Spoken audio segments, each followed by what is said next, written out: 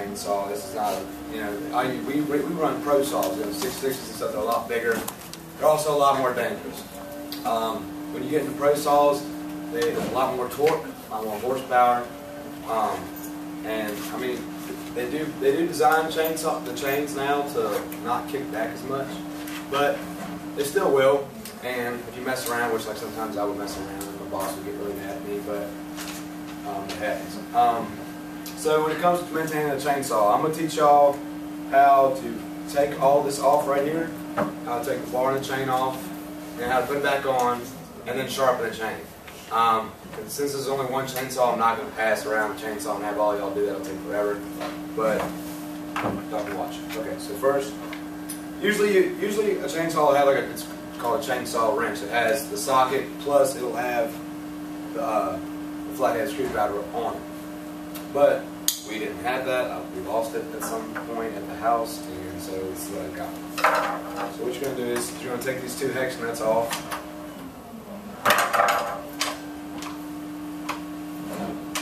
And about these hex nuts, they're very important. If you don't tighten them all the way down, they will come off. And if they come off, it's really dangerous, because if they come off, your chain will get loose. When your chain gets loose, your chain will come off, and when your chain comes off, it's going to hit you. And that hurts. Bad. No.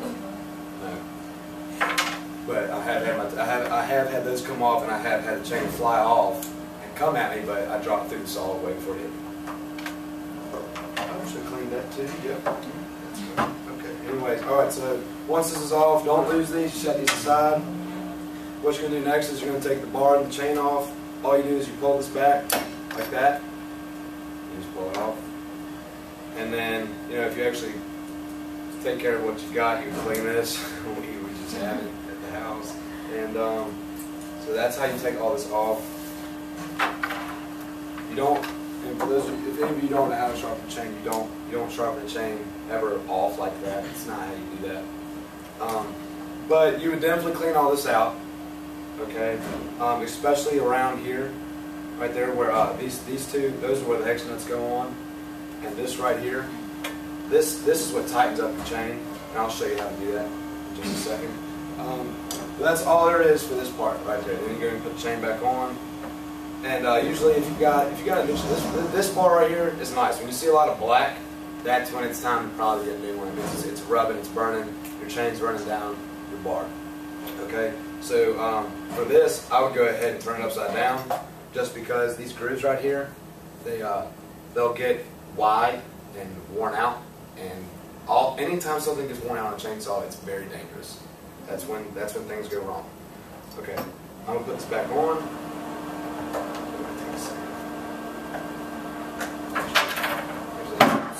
Some people do this different ways.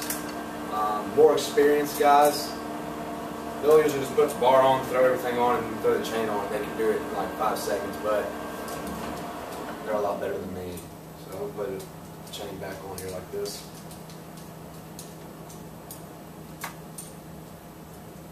Just like that. And a lot of times when you're dealing with chainsaws, you definitely want to wear gloves. I don't, just because when you have gloves on, it's hard to handle all these small parts like this. But yeah, you definitely will, if you don't wear gloves, like me, you will cut your hand a lot. Okay, so that goes in there like that. And you want these grooves right here. Everybody see those? This right here. Alright, if this is not on there, I did this summer at the log yard. If you don't get it on there perfectly, you start that chainsaw, it'll cut for about 2 seconds and it'll break. And it's expensive. Chainsaws, like pro saws, they'll run about $1,400. Luckily, they didn't have to replace the entire thing. Okay, so this is on. What you're going to do now is you're going to take this cover plate like this right here. You're just going to put it back on there, just like that. Okay, and then you're going to get your hex nuts. You're just going to tighten them up, not all the way. You just got to get them kind of snug like that.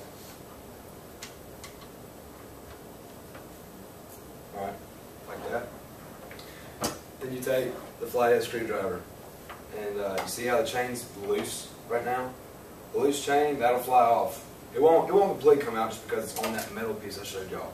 But if that comes off, it'll come off like this and snap back, and it can slap you in the leg, and you don't want that. That's bad news. Okay, so there's a little piece right in there where the flathead will just go right on in. Right there. Okay, I'm going to tighten that down. That'll make the chain tighter. See, it's getting tighter. Okay. That's about as tight as you want. Actually, that's probably a little too tight, but I'll go ahead and loosen it up.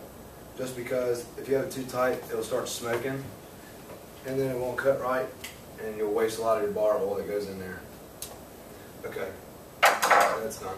And then what you're going to do is just going to tighten these down.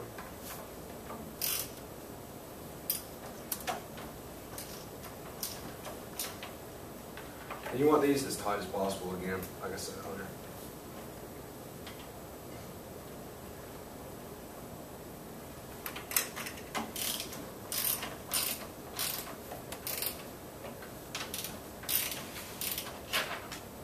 Alright. So once you've done that, that's how you just remove the bar and the chain, how you do the maintenance on that, clean that out and whatnot, and tighten it back down. Now I'm going to show you how to sharpen the chainsaw. This is the hardest part. Even if you ask any logger, this is the hardest thing about a chainsaw, is sharpening it. There's loggers out there that can't even do it. They have to actually have somebody there to sharpen their chainsaws. It's very difficult, and if you don't properly sharpen the saw, it'll cut crooked, and if you have a dull saw, then it'll basically, when you're cutting and you start using your saw like a hand saw, it'll catch something, snap back, it'll kick back, and it'll come right at you. It's crazy how it does it. I didn't believe when they told me that, then it happened, and I just got lucky. Also, you'll be sawing into a log, and then rather than snapping back, it'll just kick straight out. It'll hit you in the leg and knock you on your butt, and that did happen to me. But anyways, so you got a round file. This is a pretty small one. The other ones work a lot better. What you're going to do is you want to stabilize this. I can't really do it right here, stabilizing it, but basically you want to stand behind it.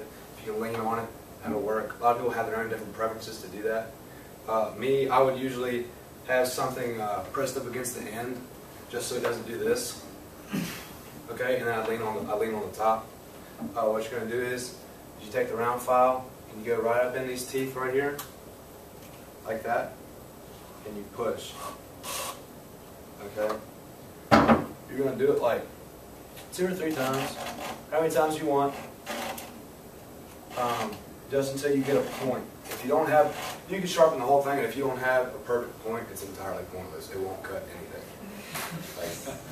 I mean, the older guys make fun of me so much because it takes seriously like hundreds and hundreds of times of doing this to perfect it, and I still haven't. And I cut log crooked and stuff all the time, and they make fun, and it's like, seriously. You know, you just do this, just like that. And then you also have what's called a drag. The drags are these pieces, if you've ever seen a chainsaw, you got the teeth and then you have the part right in front of it. It's called a drag. The drags are actually a lot more important. Nobody ever sharpens them, but it's important that you do. Everyone just forgets about them. If you don't sharpen the drag, then basically your teeth will get worn down to the point where they're below the drag. And the drag is what runs along what you're cutting. It doesn't actually cut anything, but as long as you keep those in line with your teeth, it'll cut right. But when you don't, then you get to the point where you're just having the saw in there and it's not cutting anything. You have to use a flat file for those. You take a flat file and you would just, if this was a flat file, you would just go like this along the top, like that, for either side. You might go this way, you might go that way. But I didn't bring a flat file. Okay, so I would pass this around, let y'all do that, but I didn't bring gloves. And also this thing. There we go. Well, I guess it doesn't want to move. The chain should be, there we go. That's how you do that right there. Okay. Does anyone want to try to sharpen this chainsaw? I didn't think so. I didn't think so. Yeah, you get a little dirty. It might cut you too. Any questions? I have a question. when you're putting the bar and chain back on, you said if you don't get the chain right in the grooves, it would break after about a couple seconds. What would break, like the chain or the grooves? You could really break. You could break the chain. You won't hurt the bar, but like I said, that piece right in there, you'll break that. And then once that breaks, you're not cutting logs anymore. Not until you get a new one.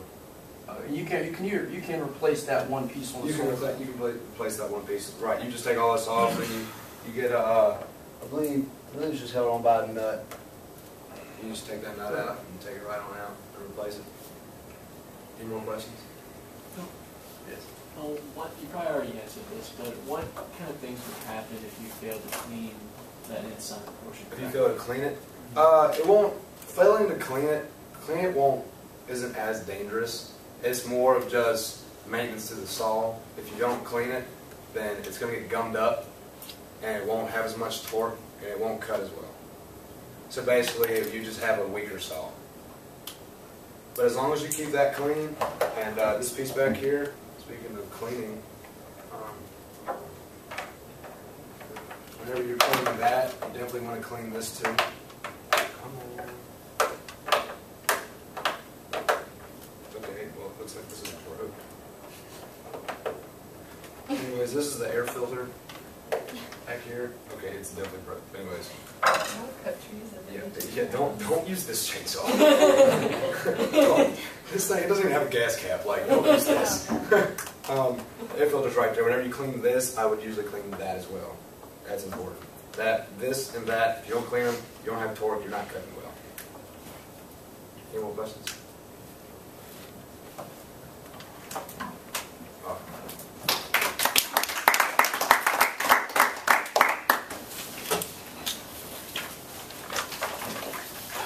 Okay.